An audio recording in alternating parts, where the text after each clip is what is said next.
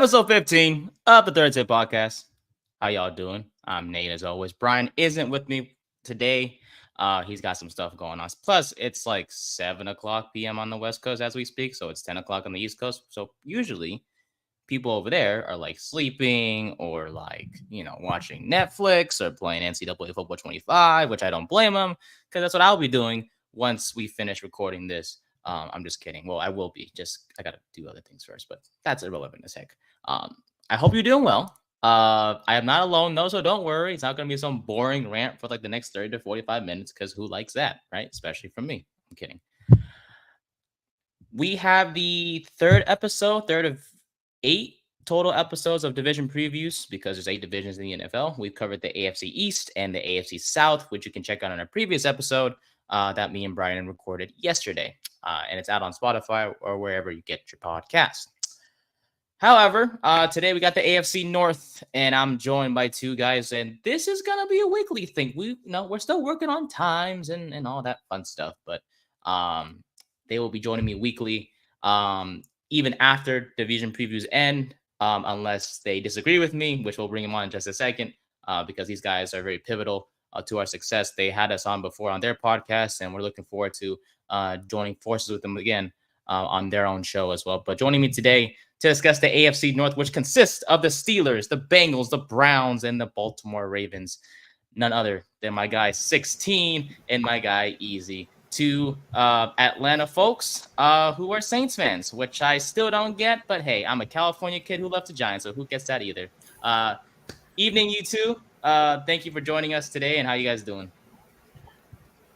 Doing good, man. Thanks for having us on. Good. Glad to be here, Nate. Hey, man, of course. It's a pleasure to have you both. Seriously, it's always fun to talk with you guys, talk some ball with you. And look, we are in the second week of preseason. Your Saints, I believe they did get the win in week 1 of the preseason. They did, even though we shouldn't care too much about it. But some kicker from Ireland made the game-winning field goal. Now it's his first kick ever in a football game. So would you look at that? Yeah, watch out, Blake Groupie. You got some trouble. Is he good though? The foreign kicker? Well, Groupie's kind of mid, so he needs to watch his back no matter what. But that's just me. Are we confident in the other facets of the Saints game? I didn't get to check out a whole bunch of it. First team offense looked kind of Yeah. Obviously, a lot of fans were happy about what Rattler did with that game-winning drive, but we were boring. Let's just temper expectations. Like Rattler did it against a bunch of third stringers, but it was nice to see. But the other backup did well too, Jake Heener. So we'll see. Yeah. All right. Well, at the end of the day, we'll get to the. Oh, I forgot. We still have the NFC South to cover. Oh, did we do that already? No, we did do that already. No, we did not. We focused on the Saints, but we didn't do the whole division. Yeah, that's gonna be a fun one. We'll have you guys back for that one. But we'll get to that another time. So, like I said, we covered the East and the South already. So we need to go to the North now in terms of the AFC, and that's what I have you two on because you guys are. I know 16. We talked off air about some passionate words about a specific AFC North team. So looking forward to getting your thoughts on that particular team once we get there. So first off, let's start with I guess, because all 4 teams are super competitive. Last year, the standings were pretty close between all 4 teams in NFC North, which, by the way, they're going to be included in the other Hard Knocks version this season because we've had the off-season version, we have the regular version right now, and then we have the post-season version or late-season version that will include the whole AFC North, which consists of the Ravens, Browns, Steelers, and Bengals, who, looking division-wise, the Ravens won the division last year. The Browns were 11-6, Steelers are 10-7, and the Bengals, even though they lost Joe Burrow, were 9-8. So very, all the teams have winning records. They are all very competitive. This year, there shouldn't be any change whatsoever, but there are some question marks when it comes to some teams. And honestly, every team has question marks. So might as well get into it. Let's start with the Pittsburgh Steelers. Okay, they finished 10-7 last year. Big changes all around for this team. Outside of the head coaching position because they kept Mike Tomlin. Thankfully, I really didn't see a scenario where they would let him go. See, there you go. I mean, hey, if it ain't broke, don't fix it. They've had winning seasons ever since he's, coached the Steelers. Why would you fire a guy? It's not his fault. He's gotten the best out of everyone. Yeah, me and 16 have talked about this before. Like, if Mike Tomlin if they would have parted ways, 31 teams would have called and asked He would not about have his been unemployed. availability. The unemployment would have been very short. Somebody would have been at his doorstep with a 5-year contract imminently. So, yeah. Because who wouldn't want him? Anyone would want a Mike Tomlin type of coach in their locker room, and the Steelers are like, no, we're not gonna let him go. We'll keep him and go from there. So like I said, 10-7 last year. They made the postseason, but unfortunately, they did lose to the Buffalo Bills, and TJ Watt wasn't there to play in that game anyway, so it was kind of a one-sided game per se, if you want to call it that, between Buffalo and Pittsburgh last year. But hey, it's okay. We looked at this year, and this year they made some changes. They added a few very notable guys in Russell Wilson, Justin Fields. They added Cordell Patterson, who is likely going to be a return man more than anything this year. Van Jefferson, Quez Watkins, and Patrick Queen on the defensive side of the ball as well. They drafted a few notable guys as well. Troy Fautanu at the offensive tackle position, Zach Frazier at center, Roman Wilson at wide receiver. So you can see the Steelers' theme early in this draft was offensive line. Let's protect whoever is going to be under center, and they get a weapon as well in Roman Wilson. And they got him because they did lose some notable pieces. Kenny Pickett's in Philadelphia now. Mason Rudolph's in Tennessee. Deontay Johnson is now at Carolina Panthers. So it was a question of who was going to take over that wide receiver one position, which is most likely, I think all three of us can agree, is going to be George Pickens. He's going to be that guy. It should be, yes. It should be. How come we didn't say it will be? I don't have any doubts about Pickens' talent. I think he's talented. I think he can be a very elite and really great receiver in the NFL. Mm-hmm. I just worry about the character. I worry about how's he gonna feel. I'm really worried about who's gonna be the quarterback. I think if Justin Fields is the quarterback, I think he'll be okay. Because Justin did a really good job feeding DJ Moore last year. Mm-hmm. But with Russell, he likes to pass the ball around, so I'm wondering how that'll work, that quarterback situation. I think Pickens has all the talent in the world. I wouldn't go as far as to say like he's overrated or anything like that. But we'll see. Like this is his opportunity to definitely go out there, get the number one job, and seal it. But let's wait and see. He has no excuse. So. Fair enough. So we'll dive into the offense a little bit in just a bit. But otherwise, George Pickens looks like he's going to be the number one guy wide receiver. And they did help, bring in other guys like a Van Jefferson and a Quez Watkins and a Roman Wilson, the rookie. So let's kind of dive into it first. Let's start with 16. 16, I know the Steelers, like we just mentioned earlier, winning culture. They always know how to finish with a winning record, regardless of how the roster looks like. They've had quarterback issues. In the past, as we know, has been no stability per se ever since Ben Roethlisberger left the team, which has it feels like a long time ago, but it's really not that long.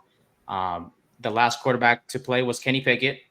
They drafted him in the first round. It was a good story. Went to Pitt, playing, staying close to home, playing in the Heinz Field, now known as Acrisure Stadium. I don't know what it is now, but it looks like they have a solution, maybe too, with either Justin Fields and Russell Wilson. What are your thoughts on the Steelers quarterback situation? Who do you think will start? And we'll start with that. Yeah, so with this, it's kind of the opposite. I know when we were talking about the AFC East, when we were mentioning about having who was the team with the new quarterback that was for the Patriots. We were talking about so in that case, we were saying go ahead and start the young guy. In this case with the Steelers, where you have a potential playoff team, you start Russell Wilson here. In this case, not that Justin Fields hasn't been a starter that did good things, but you start Russell Wilson in this case, and you give him a shot, and you see where you're at with him, 6 to 8 weeks, and see where you are. And if you're like 4-2, 5-2 type team, you keep rolling with it. So I feel like in this case it's different. You got a veteran coach that's in there with Mike Tomlin. It's a different situation than with the Patriots, where you got a rookie coach and quarterback where you want to see what you have. You know what you have in Russell. He's a proven commodity. So I figure you give him out there, give him a shot, because it looks like Justin Fields is probably your future. So have him learn from seeing Russell go out there and do his thing. And if he struggles, toss Fields in there. So that's the difference in mentality on that one. That I feel like they have stability at the quarterback position that they haven't had since Roethlisberger. Really, not even since Roethlisberger, but, you know, Ben's last 3 or 4 years, he was kind of teetering anyway. So this is good for the Steelers. Fair enough. Easy, I want to ask you for the other side here. You know, 16 just mentioned, hey, if one person struggles, right, the other one comes in. What if both struggle? What does that scenario look like in terms of the future if Fields and Wilson aren't the solution at quarterback here in 2024? Right. I think that could be very likely as well too, right? That both could struggle. I mean, one of two things, right? Like the Steelers, if this was another franchise, we would be like, hey, you're a rebuilding team. You get Russ in there, you make them look good for a little bit, even though the team's struggling, and then you trade them for like a draft pick that you could use in the draft, right? But with Mike Tomlin as your head coach, 500 or better has always been what you've been as the head coach, right? Mm-hmm. So you know you're going to be competitive. You know you're going to have a well-coached team. I think 16 kind of laid it out perfectly. Like, ideally, you would want Russell Wilson to be the starter because he's been there before. If you look at his resume compared to Justin Fields, Russell Wilson's a Super Bowl winner. He's been to multiple Super Bowls. He's been to multiple playoff appearances, right? He's been a franchise quarterback. Obviously, what happened in Denver didn't work out, right? You know, he got traded for a lot. Sean Payton came in, wanted his own guy. So you can understand that. So Russ is one of those guys. He's not in his prime anymore, but he could definitely still bring a lot to the table. He could still play 3 or 4 seasons, but he's on a 1-year deal. He's on a prove-it deal, so he's got to come out and play well. But the other side of it with Justin Fields, who I thought very highly of coming out, but I haven't been impressed with his development, right? You know, the way he scans the field, sometimes I feel like he holds on to the ball too long and takes sacks that he shouldn't be taking. There's some things that he can improve on, right? And there's a reason why the Bears went ahead and traded him and drafted Caleb Williams. So he's got a lot to prove here too.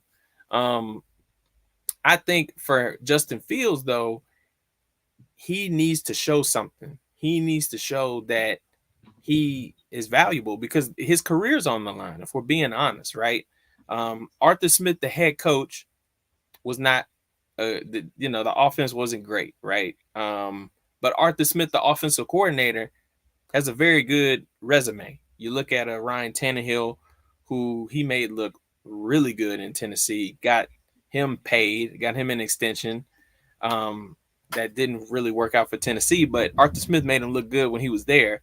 What can he go back to that? You know, who does Arthur Smith prefer in his scheme? Does he prefer a Russell Wilson veteran guy, or does he want kind of an experiment, a wild card with Justin Fields? You know, do you want to use the athletic ability, do some RPOs, do some read options, try to, bring something different to the offense, right? Because I think we can all agree that offense looked very elementary last year, and I know they fired their OC during the season and they made some changes. But you got to wonder, Mike Tomlin definitely wants to see more from that offense because the defensive side of the ball is always going to be there. You know, we talked about it in other previews. You have an elite guy at every level, right? You got Minkah at the safety DB position. You got Patrick Queen, who you mentioned came in free agency, elite linebacker. And then you got TJ Watt and you got Hayward on the D line. So you got elite guys at each level. So that's definitely not a weak point for them. It's definitely the offense. They're going to have to keep up their side of the ball. Mm-hmm. Interesting. The Steelers haven't had a top 5 and top 10 offense since 2018 with Roethlisberger. So that's 6 years, guys, of average to below average offense by this Steelers team. But You mentioned TJ Watt, and defensively they are a pretty solid unit. You have a TJ, you have Watt, and you have in the secondary Joey Porter Jr., who has talked his talk recently, not too long ago, I should say, about being one of the best corners in the NFL. And honestly, he is a very talented guy in that secondary. And they added some help back there as well. They added Dante Jackson in free agency. They also added, Deshaun Elliott, who's a safety. He's going to be there with Fitzpatrick, like Easy just mentioned. So defensively, they'll be okay. There's no issues with the secondary, with the defense whatsoever. And Patrick Queen, obviously, forgot about him almost at the linebacker position. So, but here's the thing: I think offensively, and I'm sure we can, say this about a lot of teams. Even if they do figure out their quarterback situation, the weapons around them are a bit questionable. You have a Najee Harris who he didn't really look himself. Plus, the emergence of Jaylen Warren kind of makes it difficult to see who's going to lead that Steelers backfield. Maybe it's a 1-2 punch, which there's nothing wrong with that. It's just a matter of the fact that Najee was drafted to be that lead back, and Jaylen Warren is kind of, playing well enough to kind of eat into Najee's carries, which kind of just creates this whole power dynamic. And even at wide receiver, you have George Pickens, which is great. I don't mind Pickens. He's a bit of character. Seriously, he shows emotion sometimes, but he is he's not a diva receiver. Like, he doesn't seem like that. He doesn't, he's had a lot of funny moments, like when he did get drafted and he had that little pose. Whatnot, right? So, I have no issues with him as a player, but here's the thing: I don't know if he can be that wide receiver number one. And even the guys behind him, we don't know about them either. Van Jefferson has never been that type of receiver, nor has Roman Wilson, nor has the other receiver that they got in free agency. So it's like because Watkins, he's been always a wide receiver 5 type of player back in Philadelphia. So a lot of question marks with this Steelers offense. Is there like a bright spot that you guys see? Is it a Najee or is it? I don't know. Let's start with 16. Who do you see as a bright spot to the Steelers offense that either Fields or Wilson can depend on this upcoming season? It's weird, Nate, because I'm gonna turn it around where it's talking about the offense, because both of you guys had mentioned it about historically with the Steelers, their franchise focuses on running the ball and playing defense. So I'm not saying that wide receivers are inconsequential, because we talk about a franchise that has had great receivers, the Plaxico Burress of the world and things like that. But the Steelers have been known. It's similar to, we talked about Justin Fields being with the Bears. They have similar mentalities where, they value quarterback, but not really value quarterback and receiver, and they more value historically being strong on defense and being a more run type offense. And that's what I really see here, is being more run based offense. Mm-hmm. Yeah, there's going to be some throwing going on. Obviously, you got to, toss the ball around in this day and age. But I feel like they're going to rely heavily on the run to help set up some of that stuff. So I'm not sure if there's going to be a weapon that's going to be keyed in on. But I just feel like the focus is going to be so much on running the ball to set up the pass that this is going to be a run-heavy offense. That's how I see it. Mm-hmm. Okay. Easy. I do want to get your fantasy perspective. Like I said, this will be a weekly thing between all three of us. So I think it's best that we have a little fantasy segment with the teams as we do these division previews. So fantasy-wise, since you're the expert out of the three of us, who is, I guess, one Steelers player that we should keep an eye on for fantasy purposes? It simple? Go ahead. I think we talked about him, but it's George Pickens. I think if there's anybody that you would be able to draft with some kind of confidence or have some trust in somebody, it is George Pickens. I wouldn't want to touch any of these quarterbacks. I think the running backs are both, like you said, 16 kind of touched on it. Last year, they down the stretch had a tandem, right? And they were both productive. But with that means that they're sharing the load, right? They're splitting up the points. So I don't know if you want to use an early pick on Najee Harris. I think Jaylen Warren might be a value, but I think there's going to be weeks where one of them is going to, piss you off. So I don't know if I would want to touch the running backs either. I think we got to see the first few weeks of the season how they utilize both of those backs. I think there's a chance Jaylen Warren could be the lead back. But Najee Harris has had 1,000 yards every year, 1,000 rushing yards every year he's been in the league. So it's one of those things you'll have to monitor. George Pickens, if there was somebody that you would say, this is a safe bet, I guess you could go with George Pickens. But but out of what we're looking at, he's definitely the safe bet. For me, a sleeper that I think could emerge is Roman Wilson. I look at the history of the Steelers. They hit on receivers. And I'm not talking about first round receivers. They hit on these third, fourth round receivers.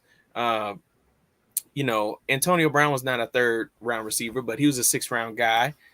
Mike Wallace is another guy that comes to mind. Deontay Johnson is another guy that comes to mind. This organization under Mike Tomlin has done a good job of drafting receivers and utilizing them in these type of roles, like putting them in to be successful right away. I liked Roman Wilson coming out. He was the clear number 1 receiver in Michigan. He's very fast. He's a great route runner. I think he's somebody, as the season goes on and he gains trust, he's somebody that towards the end of the year, he might be a viable fantasy starter. So that's somebody I will watch out for. I know he's got that ankle issue right now, but I think he's one of those guys for me that checks the box. Loved him as a prospect, loved the landing spot. I think, we talked about Van Jefferson and Quez Watkins. Those are specialists to me. Those are just deep guys. Run your 9 route, catch it.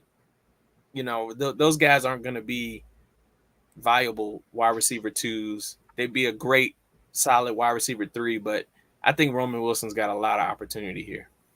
All right, fair enough. All right, boys. Let's do our little record prediction, but I think it'd be best if we look at the schedule real quick, and we'll go through each team's schedule as we go along. So the Steelers start on the road against your guys' Falcons, so that'll be a pretty good contest to watch as well. Then they're headed off to Denver, are at home against the Chargers, and they head off to Indy, and then they go to Dallas, and then they play at home against Dallas. Then they go to Vegas for the Raiders, come back home for the Jets and the Giants. Then they go to Washington for the Commanders. Then they play the Ravens, and then a 2-game stretch between the Browns and Cincinnati on the road against those 2 teams. And then they play Cleveland again at home, though, in Pittsburgh. Then they have Philly and Baltimore in week 15 and 16 in their respective homes. And then they finish the year out at home against the Kansas City Chiefs and the Cincinnati Bengals. So a bit of a tough schedule, especially towards the late part of the season with, division rival games. And then, especially those last 4 games with Philly, Ravens, Chiefs, and the Bengals.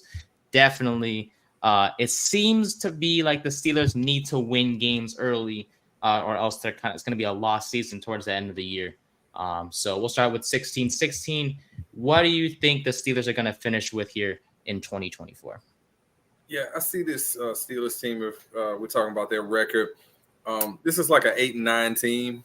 I know that Mike Tomlin's never had a losing record, so him, being 8-9, I don't see it as a big stand on his record because they're going to be competitive. So it's an 8-9 team that is going to be in my favorite category, that good old in the hunt category, in December where they're, fighting for their lives for a playoff spot. So, yeah, I see them as a highly competitive, there's somebody that you may not want to see at the end of the season if you got something on the line because they might give you more trouble than you feel like they might be.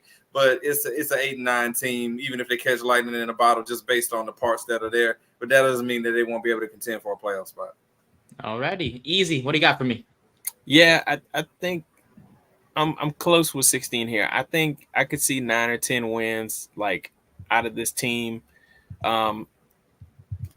Great point, Nate, on the beginning of the schedule, because I started hearing some of these teams and I was like, damn, they could win some of these games, but it gets really rough down the stretch. So they're going to need a really strong start because, we know this division is just cutthroat, man. They go back and forth. Every game is truly like a rivalry and a close game.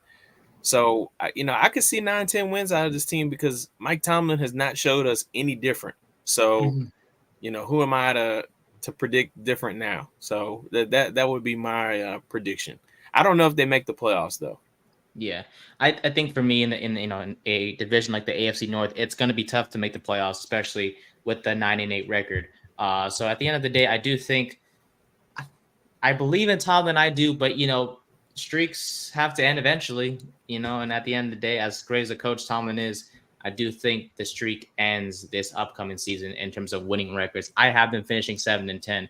Just that back part of the schedule, man, it's just very, you have Cincinnati, you have Cleveland, you have Baltimore, your division rivals. Plus, you have the teams like the Chiefs and the Ravens and the Eagles. Those are teams that are obviously going to be in the postseason. Very great, good teams on offense and defense. So, obviously they're not going to go, 6-7-0 to start the year. They're still, even though they're not as difficult of a team like the Chiefs or the Ravens, but now, you face Dallas in week 5, you face the Jets in week 7. Jets have a pretty solid defense, and Dallas, well, they're Dallas. Like they're always a great team in the regular season. It's just when it comes to the postseason, we'll get to them one day. But overall, yeah, the Steelers team, I do think they will be competitive. It's just a matter of, wins or losses at the end of the day. I just think for Pittsburgh, 7-10 seems like what I think they will finish, and they will miss the postseason. And I do hope that doesn't mean Tomlin gets fired. It's just a matter of fact, there just needs to be more talent on this team, or just more time to just rebuild, because it's clear this team isn't ready to compete just yet. But the other teams that we'll discuss the rest of the way, it will be competitive, and we'll start with the Cleveland Browns. And yay, Deshaun Watson! Yay, go Cleveland! Honestly, look, here's the thing about the Browns, man. I have no ill will towards Deshaun Watson whatsoever. I do think he was a good quarterback back in Houston, and it was exciting to see him play. But ever since the whole off the field stuff and his injuries and everything, he has never looked the same since. And that's kind of sad, because this guy was on his way to being, one of the best quarterbacks in the NFL to this day. He was supposed to be a top 5 guy from Clemson. He was supposed to still be the franchise guy in Houston. Unfortunately, things crumbled, and now he's in Cleveland. And Browns fans thought that he was going to be the guy that was going to save the franchise, like Baker sort of did when they make the postseason. That hasn't been the case. Last year was the Joe Flacco show.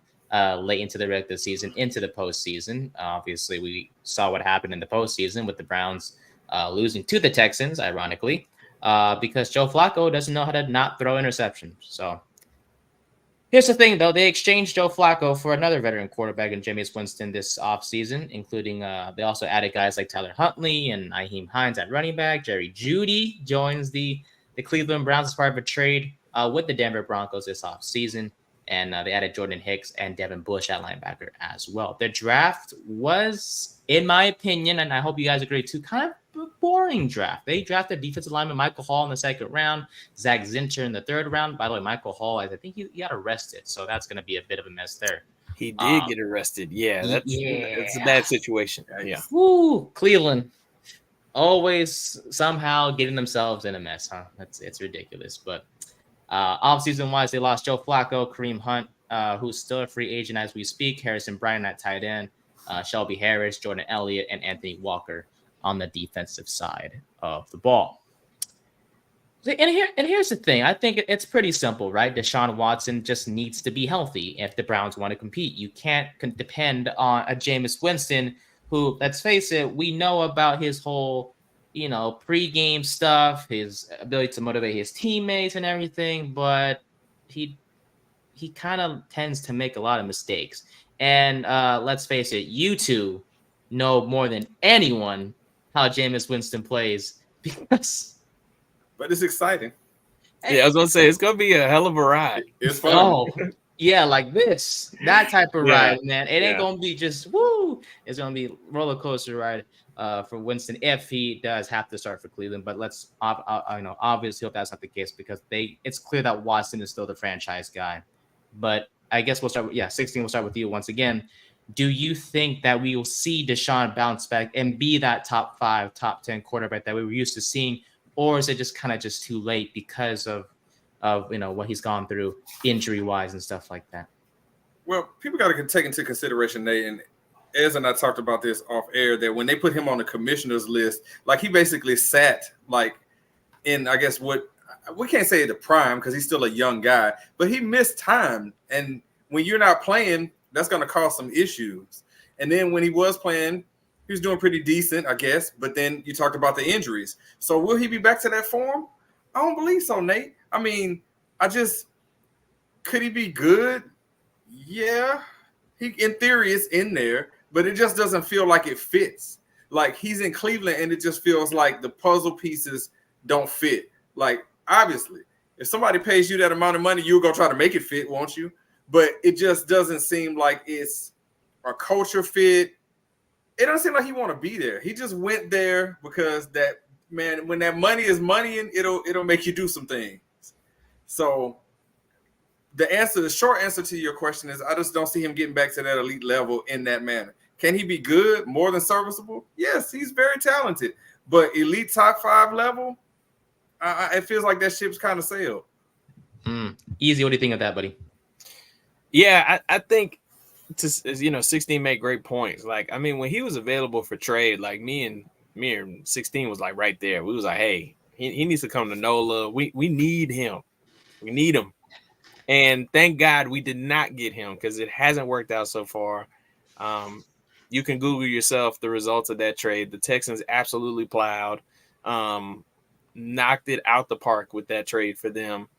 But all that being said, you traded all of that to get an elite quarterback. And at the time, you were getting an elite quarterback with a lot of baggage. You need him to perform. He had a shoulder injury, though. So is he 100%? This is his throwing shoulder. You don't want any hiccups with this. Cam Newton's an unfortunate example with this. He hurt his throwing shoulder and he was never the same again. And if you're Cleveland, that's what you're trying to avoid. And I think me, just as a fan on the outside looking in, I want to see a fully healthy Deshaun Watson with Kevin Stefanski for a whole season. Kevin Stefanski is a great head coach. He's already won Coach of the Year twice.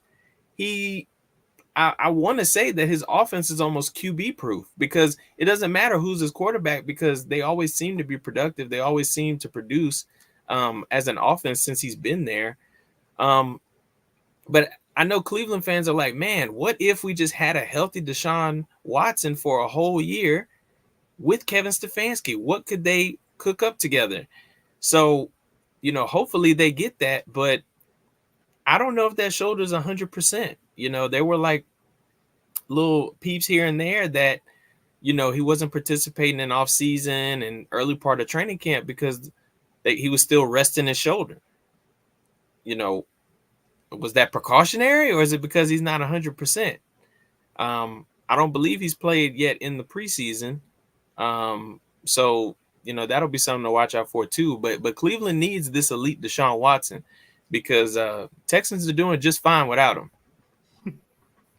Yeah, I mean, hey, when you have CJ Stroud balling out the way he has, there's no complaints when it comes to Houston and especially the package they got back. I mean, it's ridiculous. They have Stroud, obviously, Will Anderson now at the defensive side of the ball.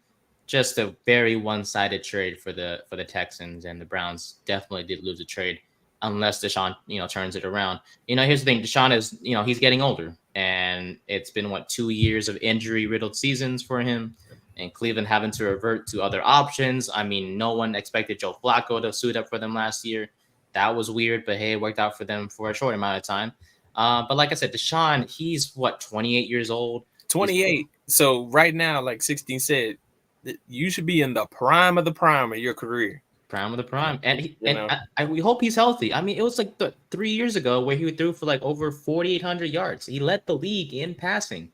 And he hasn't even been close to that number since because of those injuries. So, look, it's the reason why I brought up Cleveland next is because I don't see them finishing in last. We'll talk about records in just a bit, obviously, but I don't see them finishing in last. But like the potential for them to do so and prove me wrong is just so scary because of how much they need Deshaun to be really good. Plus, to our next point here, Nick Chubb may not be ready to start the year. He won't be. I would not. I would be shocked if he played week 1. Would be absolutely shocked. So that just makes things even worse then, because Cleveland's offense last year, well, for 1 week, of course, because before he got hurt in week 2, Nick Chubb was the force that kind of, ignited things for that offense. So if Nick Chubb isn't playing, doesn't that make Deshaun Watson's job even harder? because now they're going to have to rely on a more passing approach unless they believe in Jerome Ford, but I wouldn't personally. How difficult will it be for the Browns with Nick Chubb, like you just said, missing time to start the year? Well, I think this is where Kevin Stefanski just kind of makes it work. I know he's kind of always been like a run first guy, even when he was in Minnesota. He is very, I wouldn't say he's reliant on the run game, but he likes to run the ball. So, there's a difference with that. I don't think he has to run the ball a ton. You mentioned Jerry Jeudy. Amari Cooper's still really good. Maybe if Deshaun is healthy, you throw it a little bit more, and you just kind of work it out until Nick Chubb gets back. I think Nick Chubb being in the backfield definitely helps them for sure, because he's a really elite running back when he's healthy.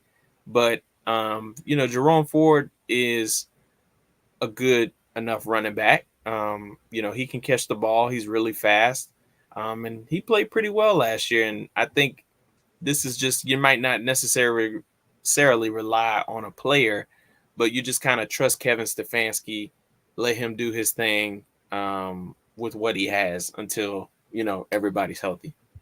Okay. Like same thing with the Steelers. Defensively, there's really no glaring issues. Myles Garrett is one of the best defensive edge rushers in the NFL. Like you said, a beast, just complete beast. Zadarius Smith's on the other side, so that's a pretty solid 1-2 punch. Linebacker wise, I really love Germinaro Owusu. Not gonna say the last name because I really don't know how to say it, so I don't want to mispronounce that last name there. Yeah. And Denzel Ward and Martin Emerson, 2 solid corners on the outside. So, it's just, for me, I'm a big offensive guy, and it seems like so far with these first 2 teams, offense has been definitely a big issue. I don't know, I want to go to 16 here because, as we know, this offseason, right, they did bring in a Jerry Jeudy via trade with the Denver Broncos. And at first I was thinking, why would they kind of trade that particular type of player? Right? Jeudy is a pretty solid receiver.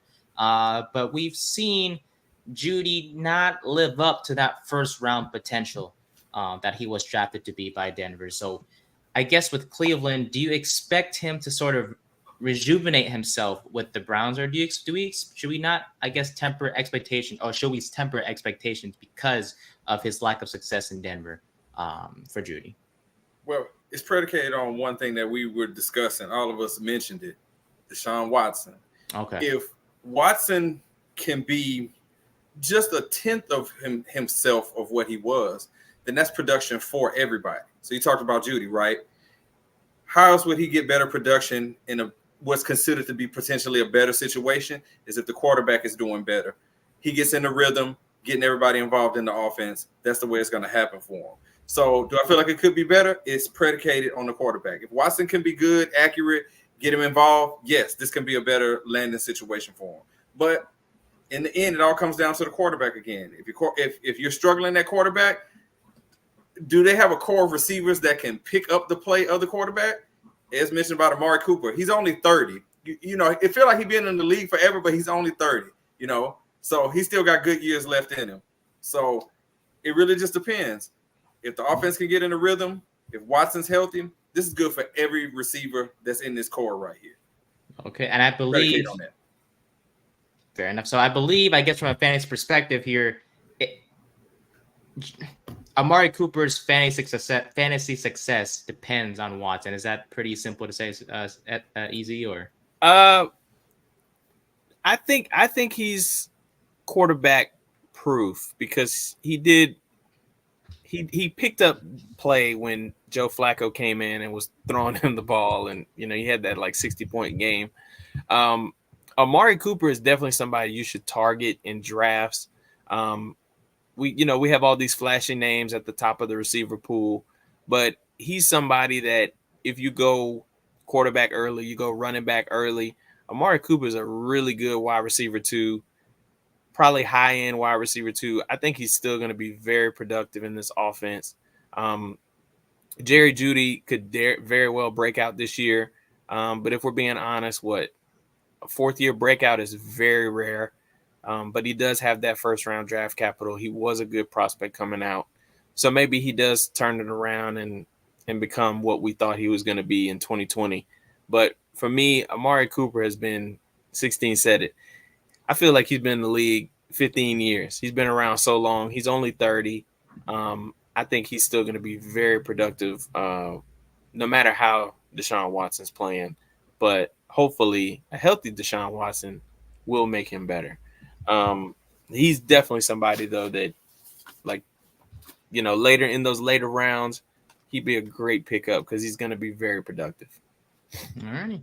Amari Cooper is entering his 11th season in the NFL, his third with the Browns, to be exact as well. One of the best route runners in the league, finished with, I think, 20th best receiver in terms of fantasy numbers according to ESPN last year. His best performance was obviously that Houston game where he went off for like 11 catches, 200-something, 60-something yards, and 2 touchdowns. So a pretty impressive stat line for Cooper in that game. And I'm sure without that performance, he would have been like 30th, 40th best receiver in fantasy wise, but that stat line was pretty impressive in itself. So we'll see what happens with that from a fantasy perspective. But based off what we kind of see here, I think it's safe to say Cooper may be more of a mid to late round wide receiver. I just don't feel comfortable taking him near the top of any fantasy draft until we see more from that quarterback situation in Cleveland. Schedule wise, the Browns, pretty decent schedule as it is. They do go to they play Dallas at home to start the year. Then they go to Jacksonville. Then they host the Giants in week 3. So that's going to be fun to watch. Then they're on the road for 3 straight games against the Raiders, the Washington Commanders, and the Philadelphia Eagles. Then they're back home for 3 straight against the Bengals, Ravens, and the Chargers. They have that bye week in week 10. And then they're on the road against your Saints, back at home against Pittsburgh, and then they're on the road for Denver and Pittsburgh. Then they're going to be back at home to face the Chiefs. Then they go to Cincy, back at home for Miami, and then finish the year in week 18 against the Baltimore Ravens at M&T Bank Stadium in Baltimore, Maryland. So, not a too tough of a schedule like the Steelers were, but we'll start with 16 as well. 16, where do you see the Cleveland Browns finishing here in 2024? So this team is a good team. It's a 10-win team because I feel like they have how do I put it? It's a Super Bowl caliber defense that they have. They were proving that last year, and that's half the battle, especially when you play in the cold weather like that. So I'm not trying to say they're like about to be super contenders or anything like that, but this is like, if everything goes to plan, this is a playoff team. So I see 10 wins for them. What goes on for them if they get in the postseason? Probably not a whole lot, but it's a good enough team to get in the playoffs and maybe give somebody some trouble in that first wild card weekend. But it's a 10-win team. It's a good team. Kind of just strike fear into the playoff opponent, but not just like beat them, because we don't. Yeah, but not like this is not somebody that you're going to be looking at deep in January that's going to be playing that long. But it's a good enough team to be in the mix to get in the playoffs. You got it. All right, easy. What do you got for me? I see 10, 11 wins for Cleveland, but I think I'll say this. I think if they get in the playoffs, they could be what I love to call that ball control BS team, right? Hey. Where the defense is really good and they could just run the ball and predicate a game plan around just, we're going to do just enough to eke out a win and tire you out and get out of there with a dub, and you can make a playoff run like that sometimes. I'm not predicting that. I can't see them in like an AFC championship game because of some of these elite teams in the AFC. But with a healthy Deshaun Watson, if everything's clicking, I could see 10, 11 wins from this team for sure. Alrighty. Yeah, for me, I'll keep them at around 9 and 8. Deshaun scares me. It sucks to see him go through 2 straight injury seasons. And sure, he's healthy now, but Nick Chubb missing out early, it's a big hole in that offense. And sure, you play Dallas week 1, Jacksonville, the Giants, and the Raiders should be easy wins because of how good they are defensively. But it's just a matter of, winning with that offense. And are they going to win those close games and rely on their defense? I don't know. They would rather not. But at the end of the day, you do face the Chiefs and the Bengals and the Dolphins and the Ravens to finish the season off. So a pretty tough stretch towards that end of the year. And we'll see what happens with them. But honestly, I really don't expect much from the Browns, even with the offensive additions they made with Jerry Jeudy and whatnot. 9-8 seems pretty realistic for me when it comes to the Cleveland Browns. So, all right, we go from one Ohio team to the next, and that is the Cincinnati Bengals. Joe Burrow, who looks like Eminem these days, is back healthy and ready to go. A lot of women like Joe Burrow. I don't know why, because of his new haircut, but yeah, this is not the show for that. Just want to point that out real quick. The Bengals last season, they did finish last in the division, but it was because they did lose Burrow because of injury, but thank God he's healthy and ready to go. They did look like one of the best teams in the NFL last year, before that season-ending injury by their quarterback. Jake Browning replaced him, looked good sometimes, but he wasn't obviously enough to help the Bengals back into the postseason. So what they did add some pieces. They added Zach Moss at running back to replace Joe Mixon, who is now with the Houston Texans. They added Mike Gesicki at tight end, who's at the moment still trying to build chemistry in that Bengals offense, but look for him to be sort of an underrated piece of that offense in 2024. On defense, they added Sheldon Rankins at defensive tackle, and not to mention on offense, they also added offensive tackle Trent Brown. In the draft, they drafted Amarius Mims, Chris Jenkins, and Jermaine Burton, a tackle, defensive tackle, and receiver, respectively, in the first 3 rounds of the draft. Off-season-wise, like I mentioned, they lost Mixon, they lost Tyler Boyd to Tennessee, and Irv Smith and Jonah Williams, along with DJ Reader on the defensive side of the ball. So, look, Joe Burrow, we saw that calf injury to start the year, and that's kind of why they did start a bit slow, but they kind of picked up steam as the year kind of continued. And then, like I said, at one point, they beat the Bills on Sunday night, and they destroyed them, like, pretty bad. But then on a Thursday night against the Ravens, we saw Burrow go down with that wrist injury, and it was just a big mess from there, and they didn't make the postseason. But it looks like Burrow is 100%. He's ready to go. It'll be just fine. Receiving wise, T. Higgins is back, at least for this season. Jamar Chase still looking to get paid, and Jermaine Burton, who was a rookie, bit of a hothead, a big trash talker from Bama, but I think they'll be just fine offensively. So, but here's the thing: I think the one question mark is that running back position, and we'll start with 16 once again, because 16, you go from a Joe Mixon, right? And you go from him to a Zach Moss, who, isn't a bum by any standards, nor should it be, identified as one.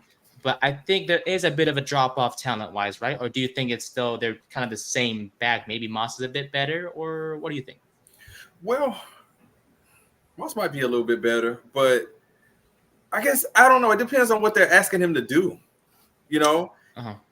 That could be a big question as far as what are they asking him to do, because they may not focus in too much on him running the ball so much. You talked about all the weapons that they have as far as being able to throw the ball. Maybe, they're doing the thing where it's short passes to mask the running game. So I guess it just depends on what they're asking or what the situation is.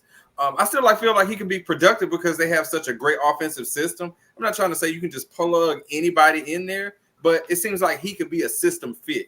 And I guess when you got an offense like this and you have what's been working and you bring somebody in that's a fit, it probably will just be, you probably might not even notice the difference between one guy being in and one guy being out. So I think he could be good. Okay. So I guess to add on to that, so let's say they ask him to be like the primary ball carrier. Do you trust him to do that? Or do you feel like kind of the guys behind him, like a Chase Brown or Trevion Williams, kind of have to step up to be that 1-2 punch with Moss? Because if that's what they're asking him to do, like, because in Indianapolis, when Jonathan Taylor went down, right, Moss was that main guy in the backfield. Is he capable of doing that over a 17-game season, or do you think he just needs a running mate to kind of make that running game more effective?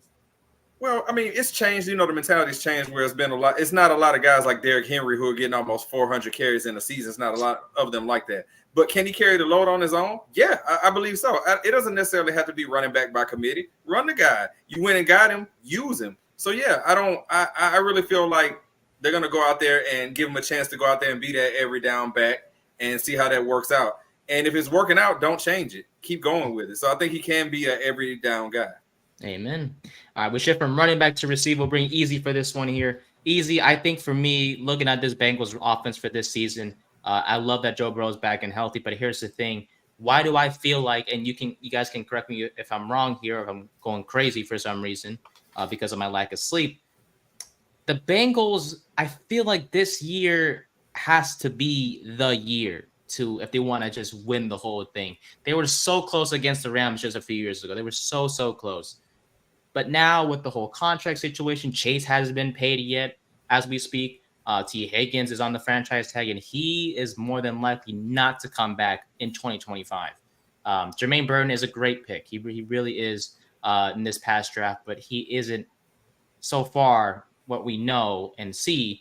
He isn't the type of receiver T. Higgins is, because Higgins is more than capable of being a wide receiver number one in himself. They did lose Tyler Boyd to the Titans of free agency, and he was a solid slot guy or wide receiver number 3 in general.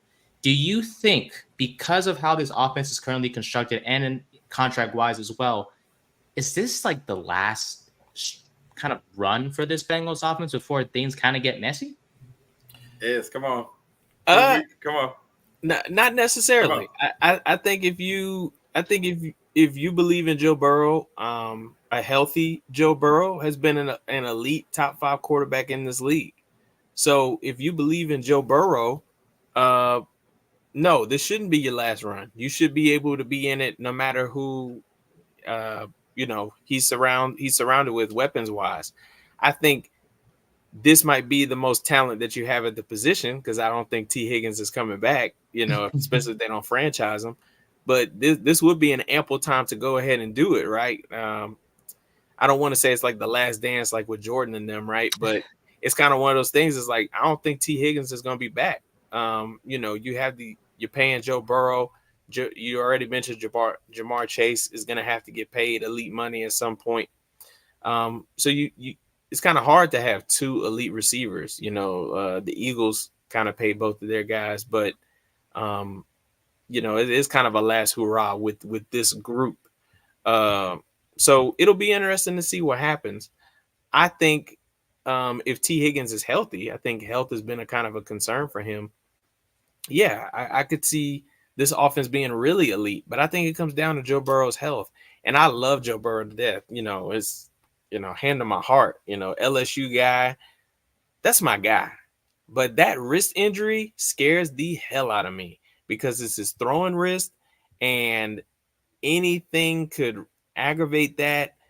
That's something that you don't want your quarterback to hurt. Elbows, wrists, shoulders. I don't want my quarterback getting hurt with any of those, right? And I'm sure he would agree with that.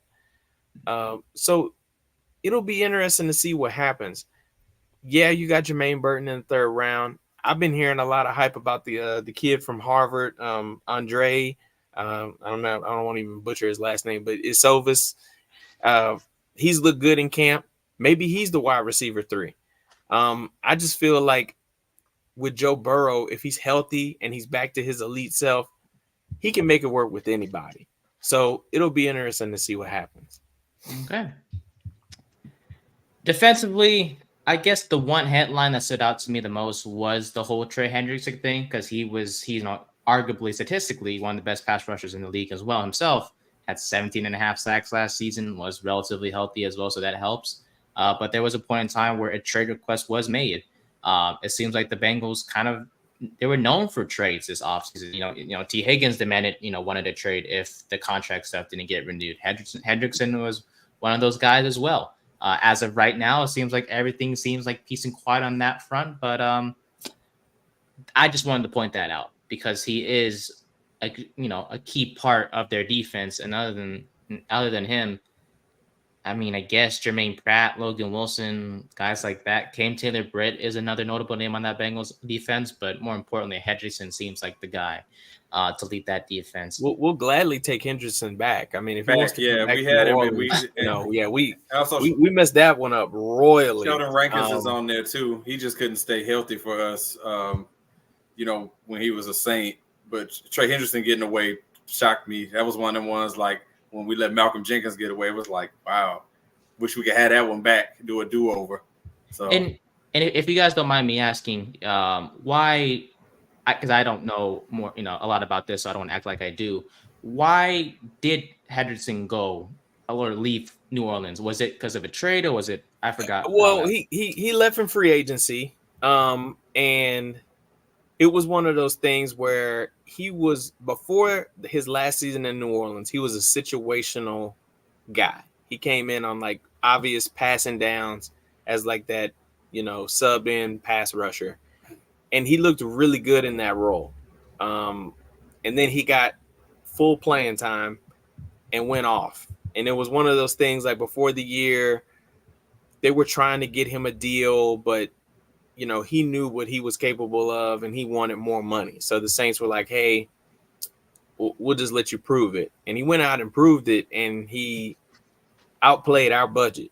And we made the decision to let him go when we really should have tried to keep him and let Marcus Davenport get the hell up out of there. Because what happened was it was like, okay, we let Trey Hendrickson go. Now we got Marcus Davenport. This is your year to prove it and that you were worth trading up for. And that horrible move. Painful. That didn't work out. Was drafted for one reason, and Ez and I had talked about that. He was drafted for one reason. What happened with that stupid, we're getting all off subject here, the stupid Minneapolis Miracle, Davenport was brought in to ensure stuff like that wouldn't happen again, and he could never stay on the field, and he's frustrating as hell, blah, blah, blah, rinse, wash, repeat. Yeah. Sorry about that, Nate. No apology. It was a fumble on our part, and he is so good. He changes the dynamic of the game. And like I said, if he wants to come back, he's more than welcome. Like, we can get on the phone. Yeah, I know you miss all that good food, Trey. You can come back.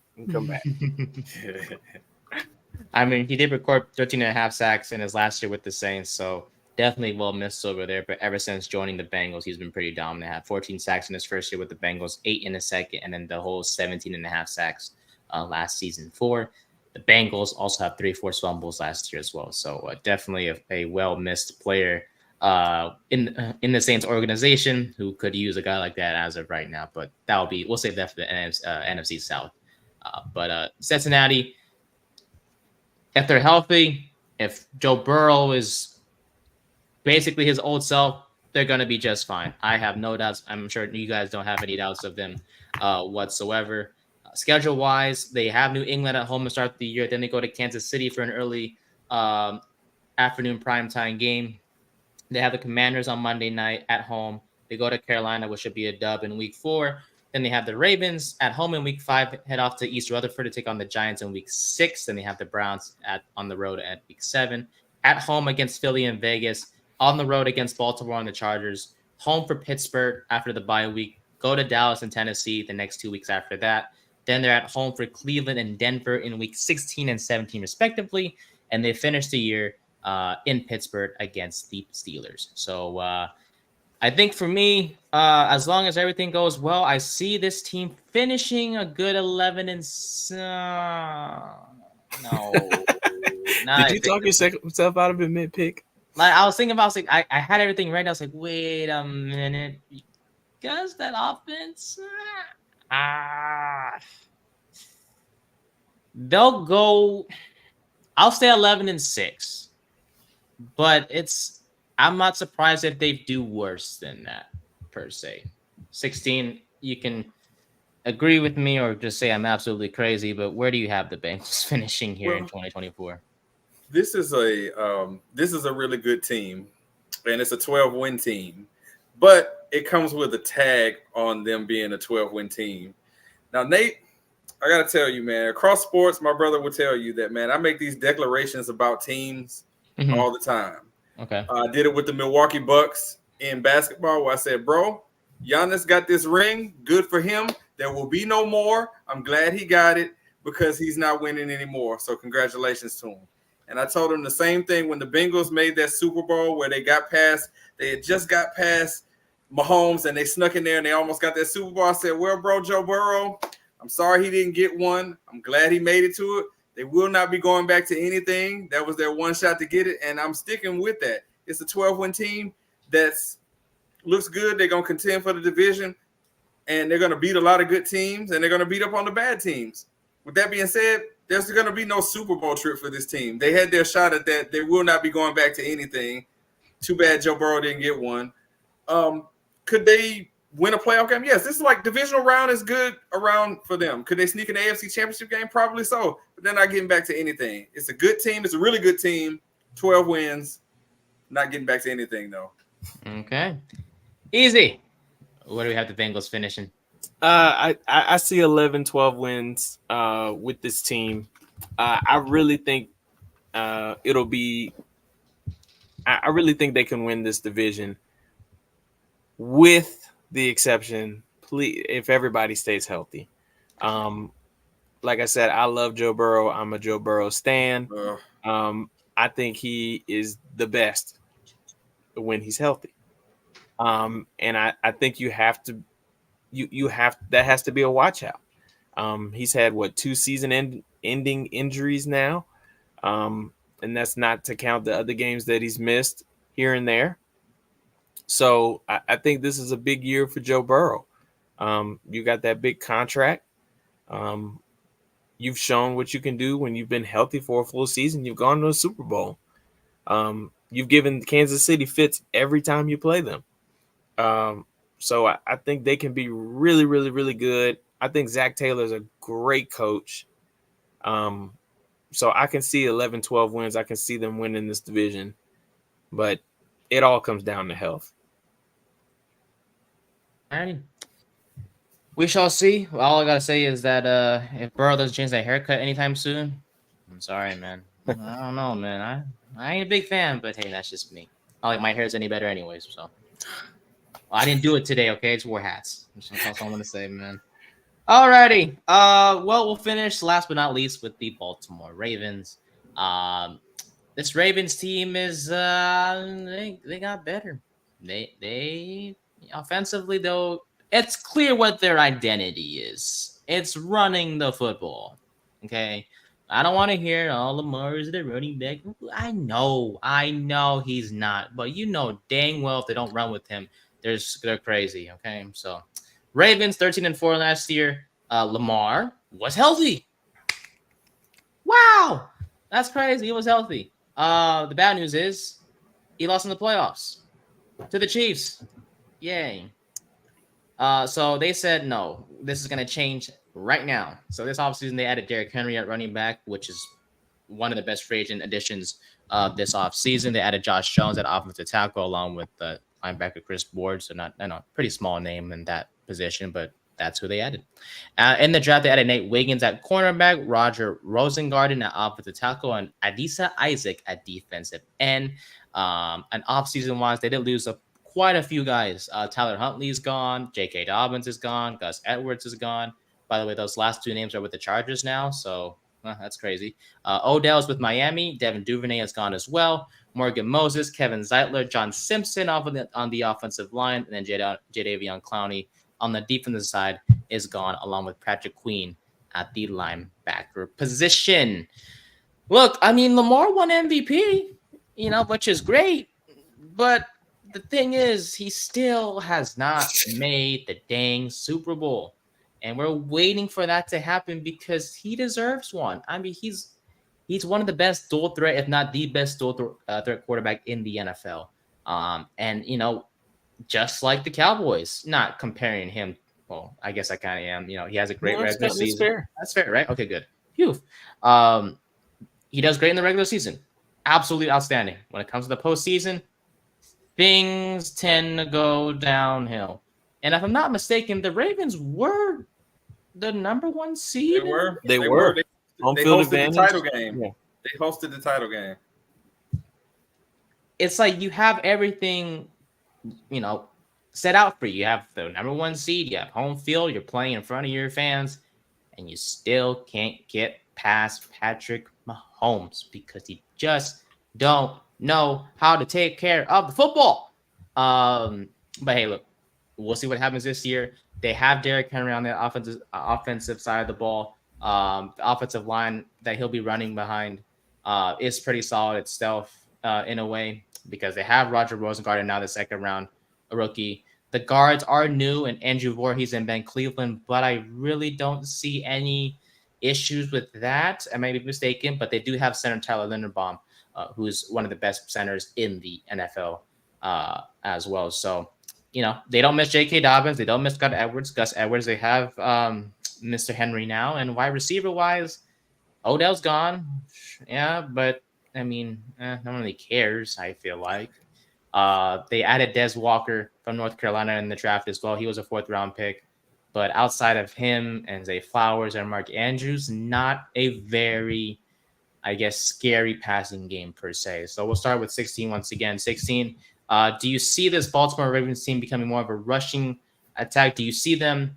Because I don't expect them to, be like the Titans and rely on Derrick Henry so much. But do you see the Ravens becoming more of a running team than passing because of the lack of weapons per se in that Ravens offense? Absolutely. And it's the key. We mentioned before about historically what franchises do. The Ravens have always historically been a defense run the ball first franchise. It's what they do. They just happen to have a superstar quarterback now who can do it all. So yes, this will be a run heavy offense just based on the fact of they're playing cold weather teams. Running the ball is how you win in the playoffs. It's how you win a championship. You run the ball. You wear teams out. So no, they're not going to rely heavily on Derrick Henry in the regular season because we know this is a good team. But come January, they're going to unleash him on you. So yes, this will be a run heavy team. This makes me happy. I know, Nate, you talked about offense and slinging it. See, me, I like that. Run that damn ball, man. So that's why I like this team. Run the damn ball, play defense. They got the formula. So expect Henry to be unleashed later in the season where they really start to get the carries and wear on you December, January type thing. Watch out for it. So kind of like they're going to use him in the regular season, but still kind of keep him fresh. So when the big moments come, they're going to unleash him during that time to take some pressure off of Lamar Jackson when it comes to the playoffs. Get rid of some of those possible nerves. You're going to see that come around. Beautiful. Okay. I like that. I like that very much. Easy, we'll go to you now. We'll go to the defensive side this time because they did lose a few guys. Jadeveon Clowney's gone. Patrick Queen is gone. Justin Madubuike is still with the team. He did sign an extension, a $98 million contract extension to be exact, but they did also add Nate Wiggins. But defensively, do you see some sort of a decline? I don't want to say it because they do have pieces. They have, like I said, Nate Wiggins. They have Madubuike. They have Kyle Hamilton. It's just, I don't know. Am I wrong about that? Am I not looking at this correctly? I would say what would help any worries about the defense is that, we talk about it. They have an elite person at each level, right? Okay. In the safety, the DBs section, right? You got Kyle Hamilton, you got Marcus Williams, you got Marlon Humphrey, some really good DBs there. Linebacking core, you still got Roquan Smith, who is, one of the top at his position at middle linebacker. Defensive line, you got some decent depth there, but you still have some elite pieces there, right? You did lose a Patrick Queen, who was really good, right? But you still have some good pieces there. My concern with them is kind of what 16 talked about with the Bengals. I don't know if they can get back. I don't know if they can be a 1 seed. I don't know if they'll be able to get to a Super Bowl. I feel like they kind of wasted their opportunity. I'm kind of concerned, right? We talked about Lamar was fine. Well, Nate, you had mentioned Lamar's finally healthy. You saw what happened. What if Joe Burrow and Deshaun Watson stay healthy the whole year? Could they be the Ravens and make this run and be where they feel like they should have been for the past few seasons? Not to say that the Ravens can't do it again, but it's kind of one of those things. It's like the AFC is so good and they have so many teams that should be in playoff contention. The division is, like we've talked about this whole episode, is really tough. Have you missed your window? Have you missed your opportunity? This is the second time that they've had home field advantage and they didn't get to the Super Bowl. Didn't even get to the Super Bowl. Kansas City came in, beat up on you, went to the Super Bowl. A few years ago when you had the number 1 seed, Tennessee beat up on you in the divisional. So it's one of those things. It's like, did they miss their opportunity? I mean, maybe not, right? Maybe, Harbaugh's been as consistent as Mike Tomlin and some of these other coaches we've talked about. I mean, he's going to have a winning team. They're going to be right there, but I don't know, man. It was like they had everything in their favor last year, and they still couldn't get it done. So I guess to start, so 2 things on that. So defensively, it seems like for me, I was so focused on the names that they lost that I didn't think about the names that they replaced them with on the defensive side of the ball. So like I said, they drafted Adisa Isaac, but they also still have Kyle Vanoy. They still have Roquan Smith and Trenton Simpson as well at the linebacker position. So it's like, I think for me, what I made a mistake on was focusing on like the Patrick Queen leaving, the Clowney leaving, and then not looking at the players that they replaced them with. So, but those are still big losses, right? Those are good guys that you mentioned all of them, and they're all on other teams. Other teams wanted them, so it's not like they're sitting at home not doing anything. They lost some good quality guys there, but I think they were okay with letting those guys go because of the folks that they still have there. Kyle Hamilton's still on his rookie deal, so that's always nice. Marcus Williams, you went getting free agency from the Saints. He's played very well since he's been there.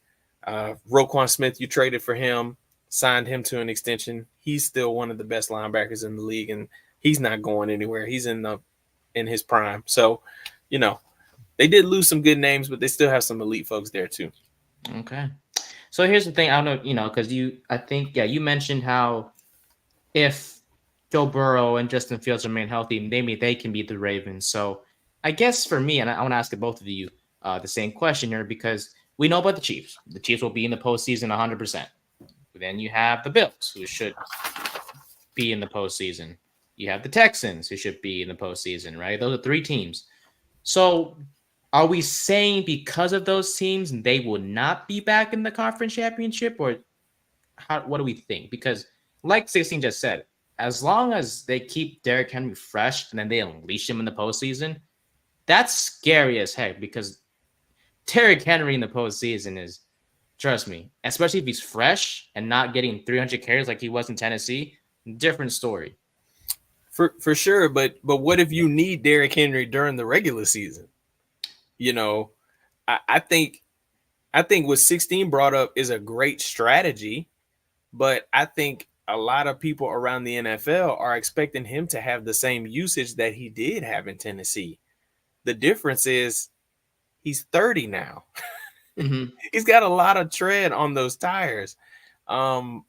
So what will that strategy look like for Derrick Henry? You went go get him in free agency to be the top back. Mm-hmm. He's the best running back that Lamar Jackson's had since he's been in the league. Was Derrick Henry brought in to take some of those rushing yards and attempts away from Lamar Jackson? That's going to be something to watch. I do want to play devil's advocate for that, just one point, if you don't mind, Easy. And here's the thing, because last year their running game was with outside of Lamar wasn't the best. They had a Dobbins, they had a Justice Hill, and they had a Gus Edwards. Those 3 running backs don't really scream great rushing attack. So, and they were just fine.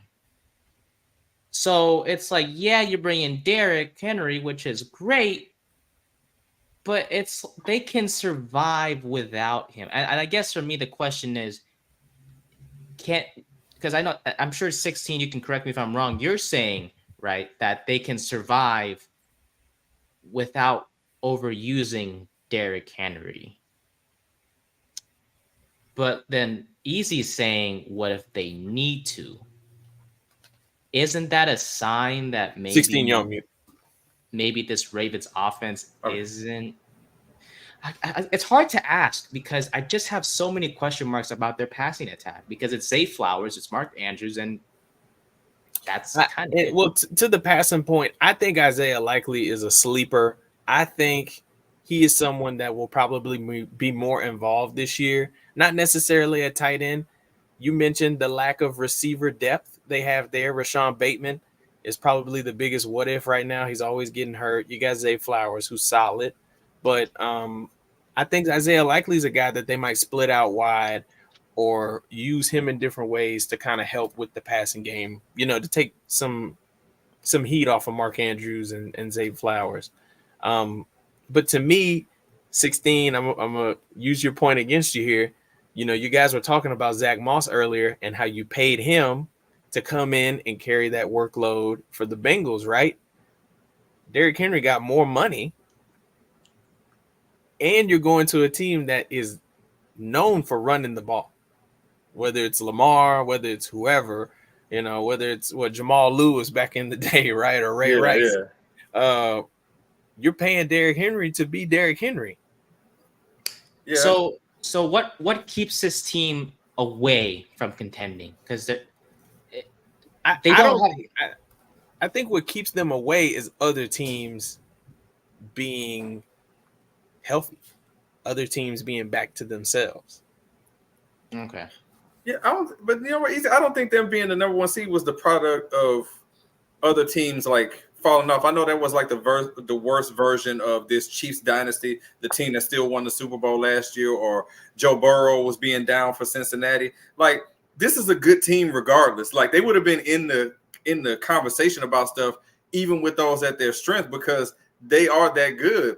They got a good coach. They got you, Nate. You said it. You got the MVP twice over already, so it's not like, oh my gosh, where did they come from? So this is a good team, and I don't think they need home field advantage to go deep in the playoffs. The style of play that they have fits any environment, dome, cold, whatever. If you can play defense and run the ball, that goes everywhere. So I think home field advantage for them is a little overblown. Okay, so they didn't get it done with home field advantage. Let's just say for an example, I don't know, a team like, even though I talked about them, let's say Miami, for whatever reason, gets home field advantage, and you got the Ravens coming in there in ideal conditions. Who's this? Is that what I'm saying? So it's just a good team. That's a fair point, right? Like, if Miami were to get a home field advantage or a home game, the Ravens could go down there and beat the brakes off of them. You're absolutely right. But since Lamar has been there, the furthest they've gone is when they've had home field advantage, when they've had home playoff games. So that's my concern. Like, the only time they've really made a run is when they've been at home. True. But if I could use a team in history here, Nate, if I can take this back for a second. Back to 1996, all right? The Denver Broncos were like all world, just all over everybody, just smashing everybody. And they had home field advantage, and they lost to the Jacksonville Jaguars in the first round of the playoffs. They come back the next year, they don't have home field advantage. They got to go the wild card route, and they go and they take it all the way to the Super Bowl. So sometimes when you take the pressure off of being that number one seed, man, sometimes it'll push you there. So I wouldn't put all the pressure on them to get home field because I don't feel like the style of play they have is necessary for them to have home games to go and win. Okay. I think this ties into the record question that I want to ask, obviously, to end this to show here, because I want to know how you guys have the Ravens finishing, but also the chances of them making the Super Bowl, because you both presented great points in terms of how they will be successful with the whole Derrick Henry kind of saving him for the big games versus what if they need to depend on him in the regular season and then he gets tired because he's 30 years old and not getting any younger. And then once the postseason comes around, he just falls flat and gets tired, basically. What I'm trying to say is the Ravens offense doesn't look as dangerous as we expect them to be. So 2 differing points. 16, we'll start with you. Where do you have the Ravens finishing? And from a scale of 1 to 10, what are the odds of them making the Super Bowl? Okay. All right. So as far as record-wise, so this is a 13-win team as it stands right here. You look at it on paper, this is your division winner right here. This is the AFC North champion right here, all right? And they got deep playoff run written all over them just on paper right here. As far as confidence that they'll make a Super Bowl, I say a 7 out of 10 because, man, there's this guy named Mahomes, man, and if he didn't exist, Same thing I said about the Bills. In a land where Patrick Mahomes doesn't exist, the Ravens, I mean, Lamar's probably got 2 rings. He's probably got 2 rings at this point. So I'm going to say a 7 out of 10 chance of getting there because Patrick Mahomes might fall off the team bus one day or something, or decide he don't want to play no more or whatever. So if some craziness happens out there, but is this a Super Bowl caliber team? Absolutely it is. Absolutely. Deep playoff run, anything less than getting to the championship game for this team as they sit with the coach that they have is going to be a disappointment. And I also got to say this because we ain't gave no love to the kickers. Justin Tucker is the greatest kicker ever of all time. Don't at me, period. Greatest kicker ever, period. He has one heck of a leg, I'll tell you that much. 16 and one heck of a leg, I tell you. Easy. Where do we have the Ravens finishing? Good, sir. Yeah, I think this is 11-12 win team. I think it'll be between them and the Bengals for the division. And again, it's not because I don't like the team. I like the team. You guys have all made great points about, they are made to win a championship. They are ready to go on a deep playoff run. My concern is that they're in a tough conference. They're in a tough division. I know we talked about this with the AFC East, but I still have the list here. Texans, Bengals, Bills, Chiefs, Ravens. Those are the teams that if I had to say these are the ones that are most likely to get to the AFC Championship, those would be the teams. But, you got the Bengals in your division that you're going to be going against. The Bills are still really good. The Texans could be on the ascend. We'll see, right? They could have a sophomore slump, as we would like to call it. Patrick Mahomes is still out there. But they need some things to go their way. In the past few years, they haven't had those things go their way. But they're going to have a challenge out of the gate trying to win this division. Not just because of the Bengals, but because of the Browns. We talked about Kevin Stefanski, and he's already a 2-time coach of the year. Mike Tomlin isn't going anywhere. So you already got a battle out the gate. And I think you're going to need Derrick Henry in some of those games to close it out. And I think we need to see more from the passing game for them to make it to the Super Bowl. Because if you start stopping the run, I think teams are still not scared of the fact of Lamar throwing the ball. Yeah. And I think he can throw it. I think he can throw it with some of the best of them. But I think they're more scared of him running than they are throwing. So I think that's something that if he starts slinging it and they're running the ball like crazy, I mean, they could really be unstoppable. But you got Mahomes there, so it'll be interesting to see. All righty.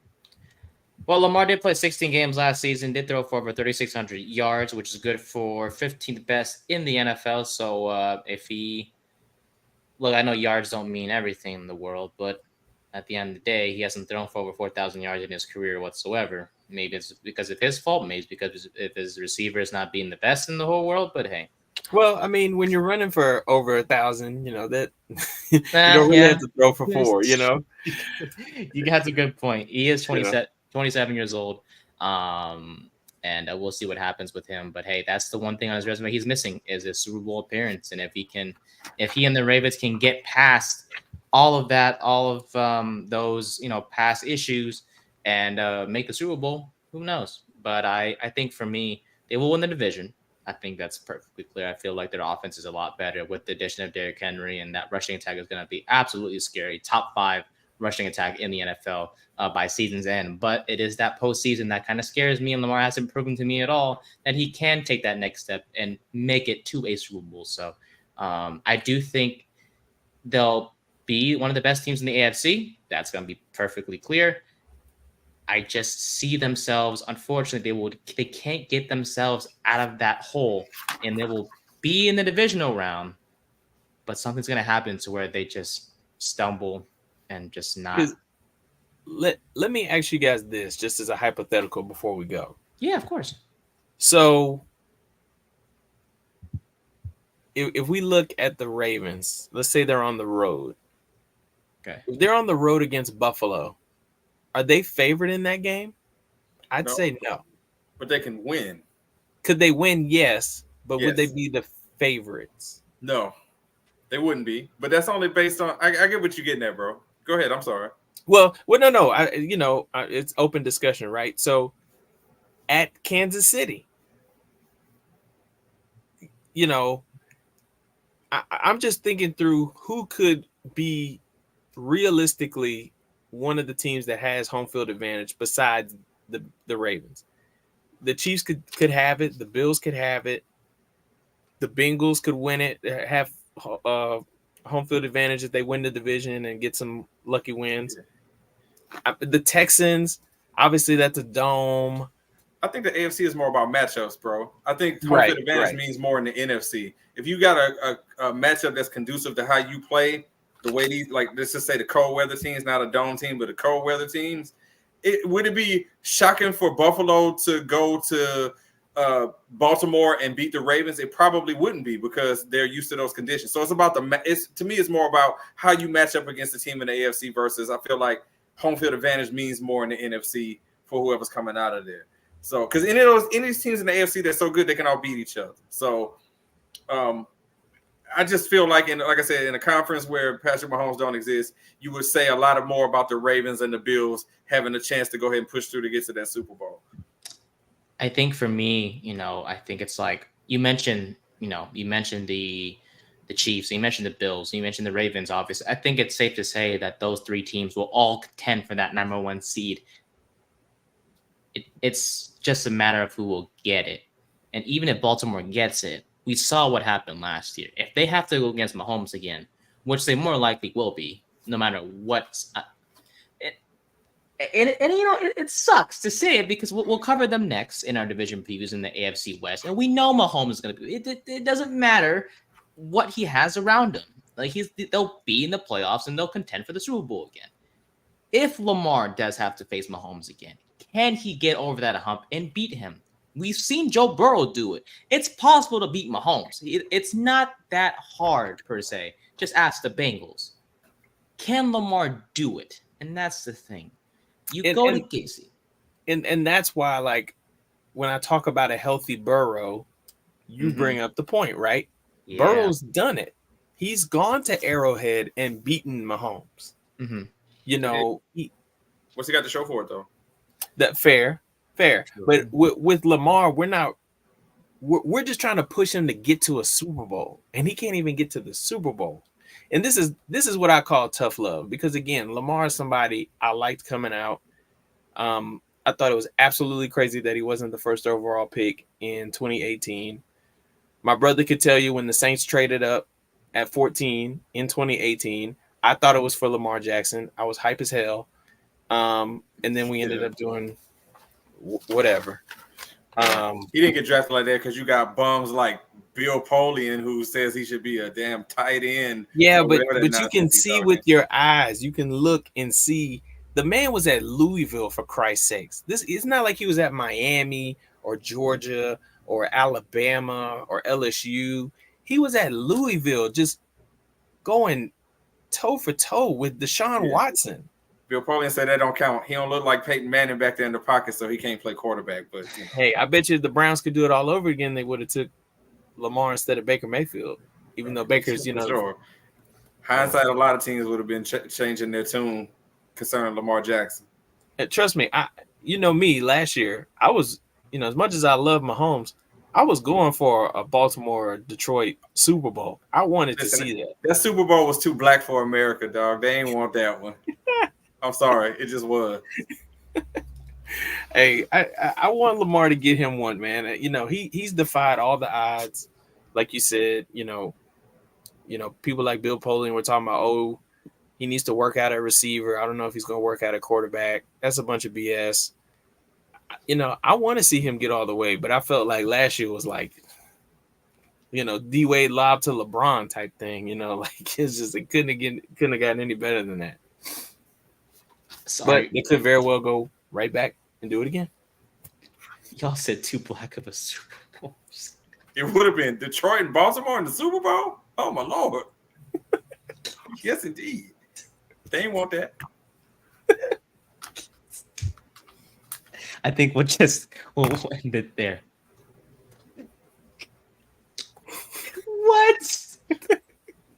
Yeah, don't get 16 started on that, please. Lord. All right. Well, that'll do it for the AFC North Division preview. The third of 8 episodes of this series. Shout out to 16. Shout out to Easy. You can find them at It's the Radio Show on Instagram. And look, they have great content every single week, and they'll be with us every week as well as we continue our division previews. And I know I'll speak with you guys off air about getting something done during the season, because there's 17 to 18 weeks of football that's coming up, guys, and it'll be an honor to have you both on our show every week to talk about the previous week and what we like from our own teams and the Giants and the Saints, but also the other 30 teams in the NFL as well. So thank you to you both. I'll see you guys very soon. Thank you to you guys for watching and listening to the 3rd and 10 podcast. We'll be back with you next week, but Brian is back, and we'll discuss the AFC West and look at our Giants as they take on the Texans this Saturday for preseason week number 2. You guys have the who in week 2? I want to say it's a Cali team. I think we have the Niners. Oh, Well, let's see. Google works everywhere. Yeah. Oh. Let me know. It is while the Austin Niners. Team looks that up, just so you know, 49ers. we're the first ones to tell you that Roman Wilson's going to be really good in the NFL. So you heard it here first. all right. Do with that information what you will. Is it the Niners? It is, and it's on. It's on TV. I think it's a Fox national game. So Nice. Yes. Well, hopefully all those guys for the Niners are sitting out. Spencer Rattler, let's go. We'll see. Well, thank you to you both, and we'll see you guys in the next one. Thanks for watching and listening. We appreciate it as always.